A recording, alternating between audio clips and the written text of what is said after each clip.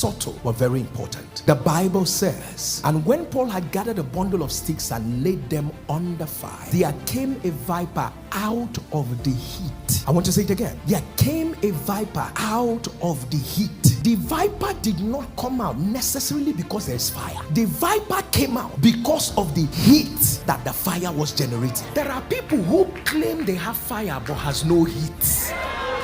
That you shout fire the loudest does not necessarily mean that you have a burning fire in your inner man. There is a heat. There is a fervency of the spirit you will carry. There are things that cannot be comfortable. Make sure you are carrying fire that is generating heat. There are fires that don't generate heat. You can afford to put your hand there and say it's not even hot. But I have seen places where you cooked 24 hours ago. When you come back, everywhere is still hot. Look at your neighbor and tell your neighbor, keep the heat on. You are more than a conqueror.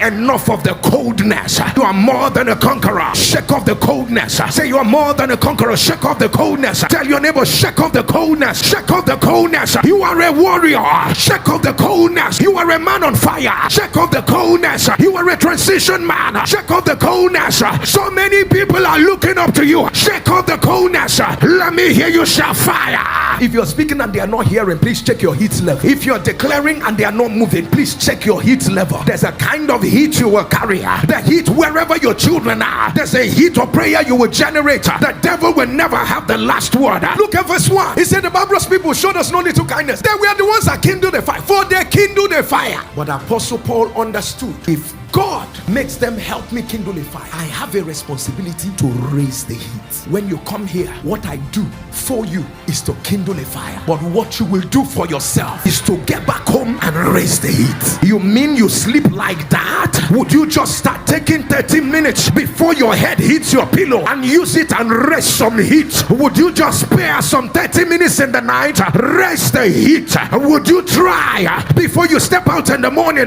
raise the heat? Try it this week. You will see some things will begin to manifest you never thought. You gotta raise the heat. The status quo cannot remain the way they are. Raise the heat. When I come to a congregation like this, fires are kindled. But when I get home, I raise the heat. Something is about to happen this year. We are still in February and the devil wants you to reduce the heat. He's scared of the heat you came into this year with. And watch your life. This is the same pattern. The devil never likes anything to exceed the month of March. You come in with so much fire, but by the time you know what is happening, the devil starts reducing the heat, reducing the heat, reducing the heat. You gotta let the devil know this is not 2024. I've got a destiny to fulfill. There are things the Lord told me about this year. I'm gonna raise the heat until